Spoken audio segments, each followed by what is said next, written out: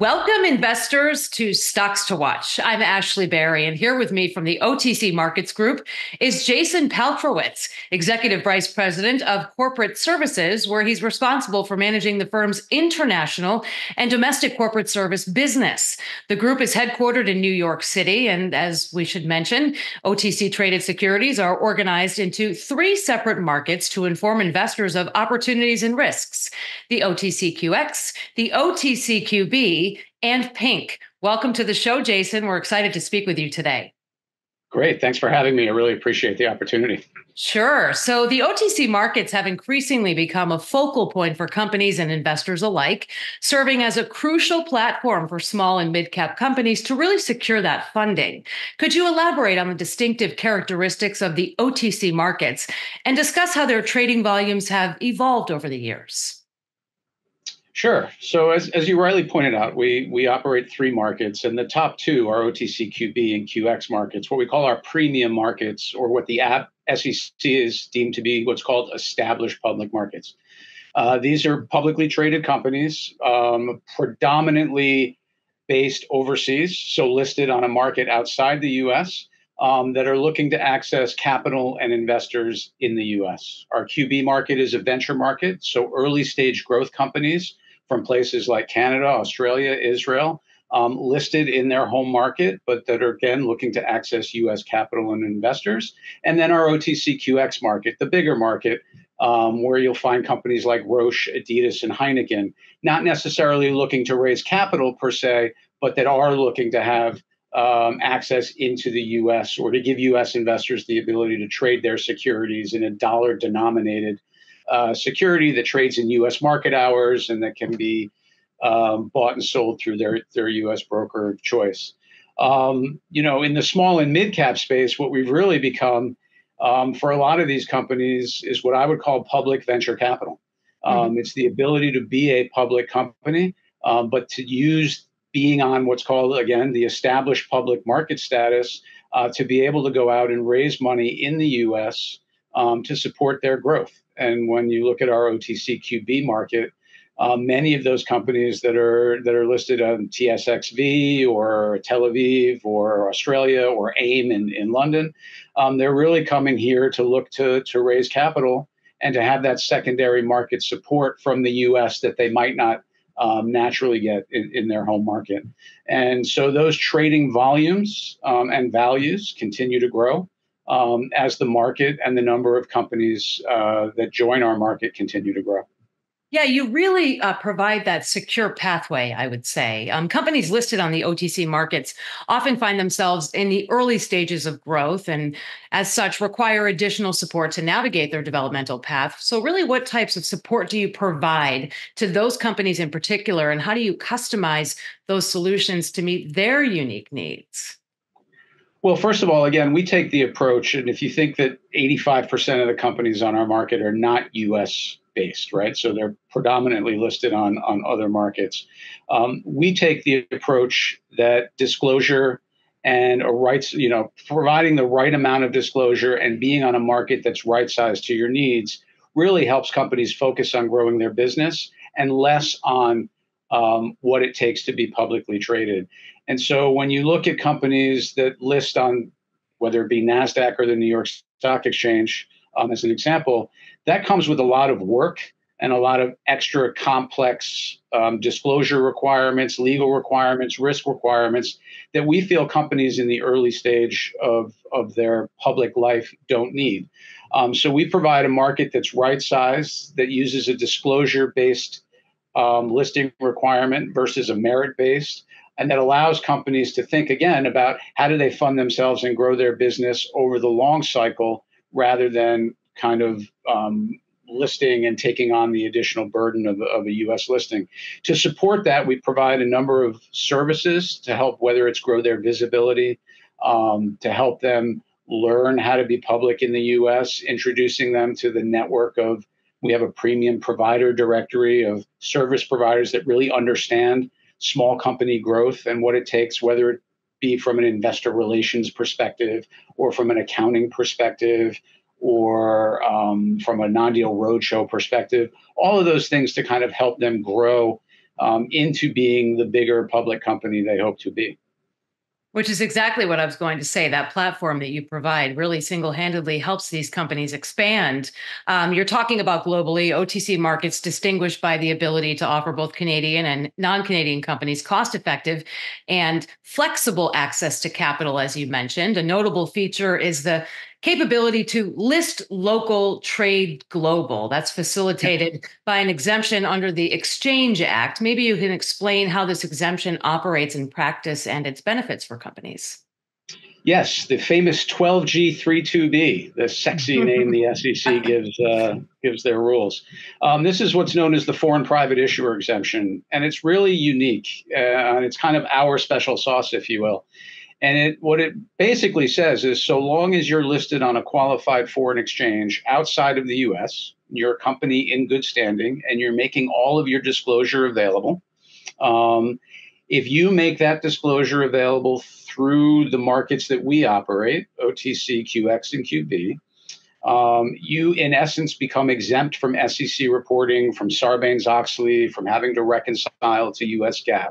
So you can take advantage of your local market disclosure and listing requirements, but still have a US market without having to have that additional cost and complexity.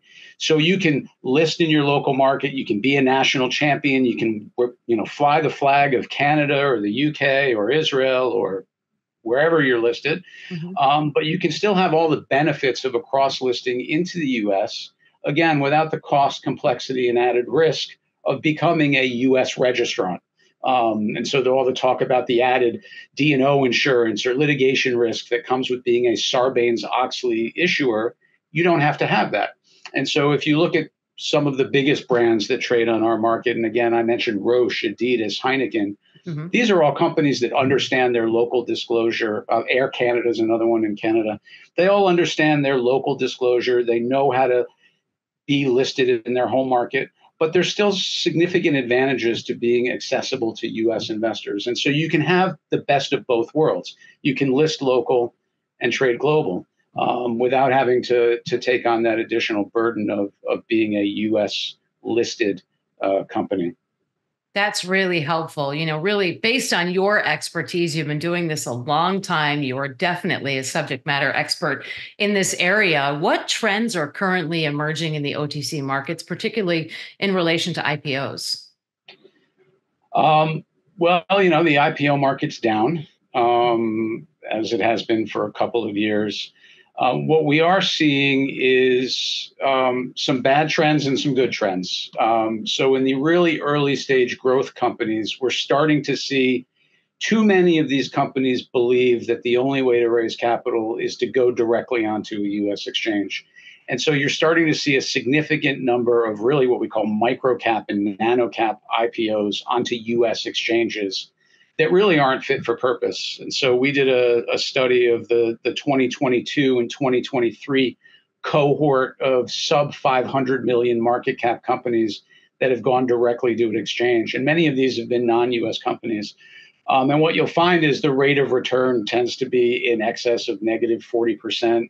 A lot of these companies had to do reverse stock splits. A lot of these companies are already out of compliance with exchange rules. And so that's the negative. The counterbalance to that is what we have seen, though, is companies that are seeing that, NASDAQ or New York are not necessarily the panacea they think they are. And so they are thinking about or going through this list local, trade global. So whether it be raising capital and listing on TSXV and then joining our OTC QB market to gain access to that U.S. Investment, or whether that be in AIM or Australia, we're seeing more companies rethink their path to being public and their path to effectively raising capital in a way that's right-sized to where they are in their public company life cycle. And so you're seeing a lot of that from a sector perspective, a lot of that in biotech, resource, fintech, green tech, those sectors really where U.S. investors understand and are interested, and where perhaps there's a valuation gap with their home market, and seeing companies being able to navigate that, again, in a much more cost-effective, right-sized way to where they are in the public market. Well, Jason, I think it's really helpful that you mentioned sort of a common misconception with companies thinking that they could only, you know, gain capital by joining the NYSE or other platforms. I think that's really helpful to mention that. I've come across some companies that think that that is the only way, and then you find out the OTCQB might be the absolute best path for them. So what advice would you offer to companies, especially when you're talking about, was it a negative 40% return? What would you offer to companies that are trading on or considering joining the OTC markets to ensure their true success? Well, first of all, I really, you have to think. I mean, really, the advice is to think. So there are those misperceptions, and in fact, about 1.3 billion in capital was raised on QX and companies that are on QX and QB last year. Mm. So you can raise capital. There are different paths to raising capital. There are different paths to going public. I think if you're the CEO or the CFO of a micro cap, small cap company, you do have to remember that you have a fiduciary responsibility to your shareholders, your existing shareholders, the people that were there at the beginning, as well as the people that are going to come in over time. And so sometimes the easy path, the quick path, is not the best path. And you should really be thoughtful about who are the bankers and advisors that are advising you. What are the terms of the deal that they're telling you that they think is right for your company? And think about what the long-term impacts of that capital raise will look like downstream. Will it be dilutive? Does it require you to do reverse splits that are, not necessarily in your best interest? Are the bankers forcing you into warrant transactions or warrant parts of the transaction that are not going to be good for your early stage shareholders, your angel investors, the people that really believe in your business? Are these bankers placing shares with people that really believe in your company, or are these just going to be people that flip your stock on day one, so that the stock price is going to decline and you are going to be out of compliance? What type of extra legal and accounting support am I going to need to be listed on a national exchange? And is it, affordable, right? Is it really just taking away from the value of my company in order to maintain this listing? And these are a lot of questions that I think companies don't have. Certainly, when you look at founder CEOs or companies that just need capital really quickly, sometimes they don't make the right decision as to where that capital is coming from, and they get burnt in the long term. And so our advice is, eyes open, ask questions, get good advisors, look at the peer group, and see how they've performed and the types of deals that have been done before you rush into that capital raising environment. I think those insights and just your advice will be so helpful for those listening to this. And I really like the fact that you, number one, paramount is fiduciary responsibility to your shareholders. I think that that is so important. So thank you for mentioning that. Finally, Jason, from an investor's perspective, what are some sector-based trends that you're seeing, or are there any sectors where you've seen renewed investor interest? Well, as I mentioned, we continue to see strong interest in the resource, biotech, fintech, and green tech space. Those tend to move around, even in the green tech. Lithium was really hot for a while. That's kind of died down. We're seeing renewed interest in things like copper. Gold continues to be hot. Biotech, still significant interest in that. What's interesting is that through kind of the last year or two, we've seen real renewed interest in large caps, in dividend paying companies, in companies that have much more of a record history of growth. Some of the boring stuff that maybe during COVID wasn't as exciting. But now investors are starting to be a little more cautious and thoughtful, and looking into those companies as well. So it mixes and it goes in and out. But U.S. retail, the self-directed investor in the U.S., continues to be a main driver of growth for us, and I think for the equity markets generally speaking, those are where they're playing. We're seeing right now. Interesting to see that pendulum shift, isn't it? Uh, Yeah. Jason Paltrowitz, Executive Vice President of Corporate Services for the OTC Markets. What a pleasure it was speaking with you today. I really enjoyed this conversation, and I think that it'll be very helpful for our listeners and those watching. Thanks for joining us again here on Stocks to Watch. Have a great day, Jason. Thanks for having me. Appreciate it.